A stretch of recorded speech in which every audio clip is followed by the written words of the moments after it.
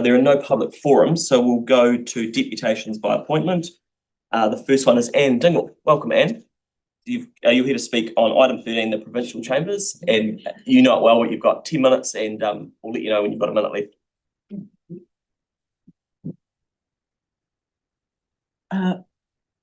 Tēnā koutou, Marina, Chair, Mayor and Councillors.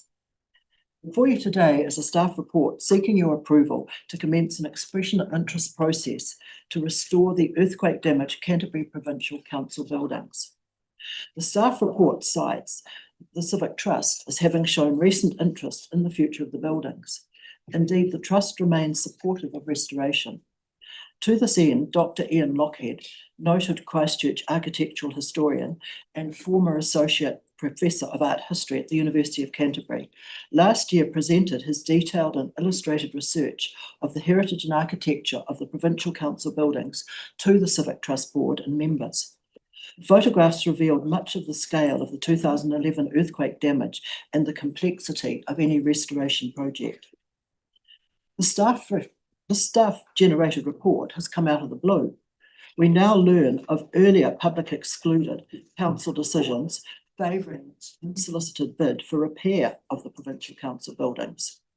No doubt aware of the risk of legal challenge, the report proposes that the Council now commence an expression of interest process. Given the national heritage significance of the Provincial Council buildings and the scale, complexity and mandatory conditions of any restoration, not to mention sources of funding, Civic Trust contends that the staff EIO proposal is not the current answer. The report is silent as to the option of public consultation and also as to any advice having been provided by the Council's legal team. The Trust is alarmed by the prospect of the Council's proceeding to a formal commercial process, shaping future confidential commercial decisions. Central to the heritage of Christchurch and located in the central city is Hagley Park, whose historic heritage has been found a matter of national importance, a legacy of the newly constituted Canterbury Provincial Council, which in 1855 reserved Hagley Park forever as a public park for public recreation and enjoyment. Similarly, the purpose-built Canterbury Provincial Council buildings, located also in the central city, are a legacy of that same provincial council and central to the heritage of Christchurch and indeed Canterbury. In 2012, notwithstanding the earthquake damage, the buildings were recognised internationally for their architectural and historical significance and listed on the World Monuments Fund's World Monuments Watch. Already that fund has financially supported the restoration and exhibition of important retrieved artefacts to promote the future rebuilding, helping to ensure that the building's heritage lives on for generations to come. Therefore, the Civic Trust is concerned that notwithstanding the staff report's acknowledgement of the importance of the Provincial Council buildings' nationally significant heritage, citing also the 1928 Canterbury Provincial Building Listing Act, in the absence of prior full public consultation and any option for public consultation, the staff have assessed the required decisions by this committee as of medium significance. In conclusion, the Christchurch Civic Trust endorses fully the position of Historic Places Canterbury and their arguments in support of their request for, firstly, the Finance and Performance Committee to resolve to appoint an advisory Canterbury Provincial Council Buildings reference group of heritage experts, and for the Council to seek advice or input in Council decision-making in respect of the Canterbury Provincial Council buildings, including, but not limited to, future uses, commercial processes and restoration. This group could function within the constraints of a council-determined commercial process. Secondly, the Finance and Performance Committee to resolve to undertake full public consultation with heritage professionals and academics included on future use options and the process for restoration of the Canterbury Provincial Council buildings. Given the national heritage significance of Canterbury Provincial Council buildings, the Civic Trust contends that it's imperative that these resolutions be made before the Council initiates any commercial discussions or negotiations. The old adage, time spent in reconnaissance is seldom wasted, is applicable to the situation now facing us all regarding the restoration of the Canterbury Provincial Council buildings, as it emphasises the importance of comprehensive investigation and assessment of a situation necessary for informed decision-making before taking action, thereby preventing or limiting wasted effort, time and resources. Article where restoration of a nationally significant complex of heritage buildings with public funding is proposed.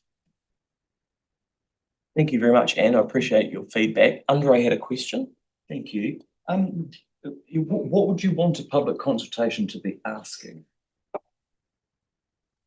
Well, it's the second one, on the future use options and the process for restoration. In other words, the future use of it. Yeah, but how would we know that until we seek expressions of interest?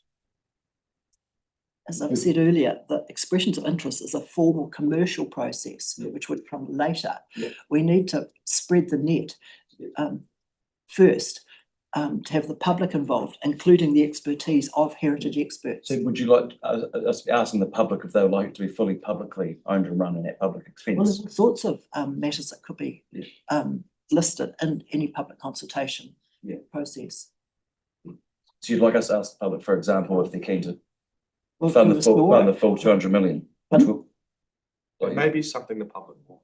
There's a couple $100 million. So you want us to ask the public if they're keen to fund it? Well, I mean, there are all sorts of facets of this whole project, not the least is funding. So, but would you be keen for us to ask the public that question? Absolutely, a whole series of questions. Okay, all right. Thank you. Yanni? Yeah, thank you for the deputation. I'm just noting, do you have a view around whether Environment Canterbury should be involved in some way or form, given that it's the former provincial buildings? Sorry, the last Well, given that it's the former provincial buildings, have you got? No, I can't see why, but others may have some view on that. Oh, I guess because it's part of their heritage as well. Like it's, I mean, they used to own it as or manage it up until relatively recently, as I understand it. Not, I mean, post-earthquake, but yeah. No, not really for me to say. I think it's for others to decide whether that's appropriate. That's cool. Hey, thank you very much, Anne, for that. Brilliant, much appreciated. Oh, thank you. I know that you've already received written deputations as well. Okay, thank you, Anne. Excellent. So I'll bring Adrian. Right, come on up. And this is in relation to the abandoned trolley recovery. Good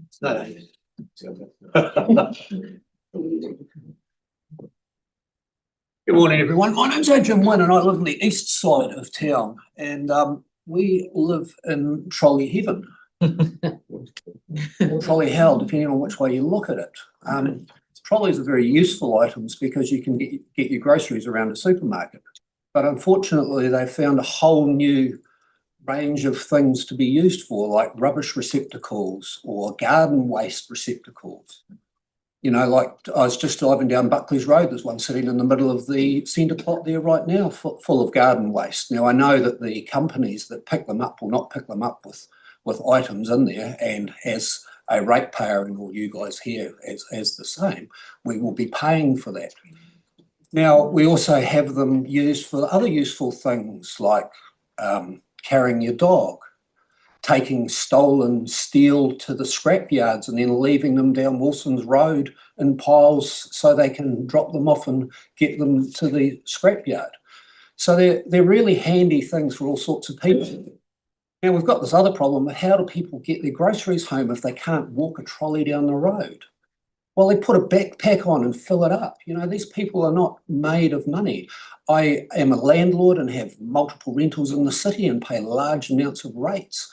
My tenants don't seem to have a problem with this, and they don't even find it as a problem in their life. Where my favourite one I saw recently was a guy walking down the road with his dog in the trolley. So they're great for pushing your dog down the street, you know, like if that's what you're into. We as ratepayers are Well, for instance, like in my area, they are upsetting the neighbours. They're coming out and they're abusing people for pushing them out in front of their house. Other people are pushing them down the street, blah, blah, blah. This stuff's going on. So it's becoming a position where people are annoyed and frustrated. We get them in the middle of the roads. We get them dropped in the river. We've got one sitting down there by Kerr's Reach at the moment, sitting there by the rowing clubs. How did it even get there? You know, why would someone push one there? So we've got this problem of how do we get groceries there? Well, people carry them. And then we have the you know, like I can see 4 to 10 on a short drive any one day. It becomes a bit of a joke of how many can you count on your way home. You know, it's like what a crazy joke it is. So what are we going to do about it as a council and as a people? Like if you've got Uber, if you've got the little scooters, we charge them to have the right to be able to have the scooters in the city. Supermarkets and the warehouse and the likes with trolleys just are left to abandon them and leave them there. Do we treat them as waste and rubbish? Do we have a scrap man go and pick them up and scrap them because they've been disregarded? If I leave a car out on the street with no registration and no warrant, it's picked up, towed away and maybe destroyed or charges are fined. This supermarket trolley thing seems to be just leave one anywhere you choose and nobody seems to care and nobody is responsible for it, and it's as if it doesn't exist. Unlike a car, unlike a trolley, unlike rubbish, unlike anything else. It's this weird anomaly. I'm happy to take questions. Thank you. I really appreciate you coming in and doing that. Sarah's first, and then I've got Kelly. Good, thanks so much for that. Hi, Sarah. And acknowledge that they are frustrating and unsightly when they get left on the street, and sometimes they cause blocks. I'm interested in your stuff about people just carrying the groceries though. So I had a phone call yesterday from a gentleman who lives in social housing. Mm-hmm. And he said that while he can get himself to a supermarket, by bus, he can't carry groceries home. He has health conditions. Right. So he uses a trolley. He said that the social housing complex he's a part of, 5 out of the 8 people there have no other way of getting groceries to where they live. Completely agree they should be returning them. But the people who are...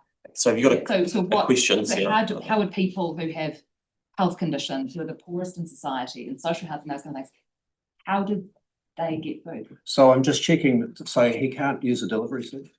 That costs. Okay. And he's in social housing. Right. So and so this is the only way that we can get him groceries. No, I mean he was saying that he would really like us to have like some sort of shuttle service that we pay for as ratepayers to be able Sarah, what I don't want is an argument with a constituent. So everyone just stop. So I don't want an argument with a resident. I don't think that's helpful. No, that's not an argument. I'm just trying to look through and see. You've made the effort to come in, which is really good. We value you coming in and sharing your view. Kelly has a question, so we'll move to Kelly. Sorry. Thank you. Yeah, I do have some sympathy as the councillor for Okay.